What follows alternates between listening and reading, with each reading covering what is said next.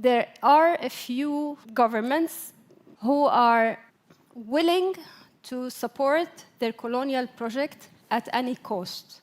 And for me, I think this is the most important revelation here, at any cost.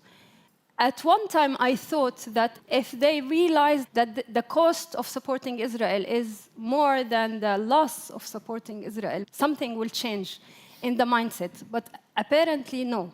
Apparently, they are willing to pay the cost, and it's really costing to protect their colonial project. And the cost is not just in lives. It is really tragic that the cost is really high in lives, but apparently some lives are less worthy, and we know that, and we talked about it a lot.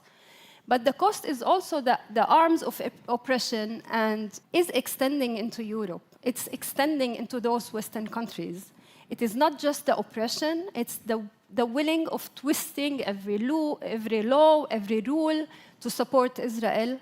It's the unleashing of the racism and anti-immigrant, anti-Palestinian, anti-Arab, anti-African discourse. It's the willing to crush your freedom of speech in order to protect Israel.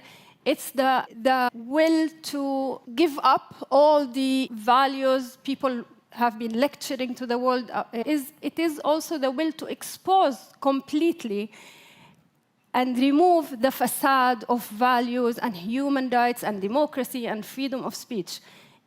Those regimes are willing to remove this facade and be exposed in full daylight in order to protect a colonial project that is called Israel. People here need to understand that there is a price of supporting genocide, of supporting aggression, of continuous supporting. And it's not going to stop in Palestine or the Middle East or in Africa. And we're talking here about just a few countries versus the rest of the world. Sometimes we're so angry and we say the world is dark, the world is bad, the world is like this and that. I say it all the time. Actually, it's not the world. The world is fine. There are millions and millions of people. There are numerous hundreds, thousands of movements and institutions who are saying no.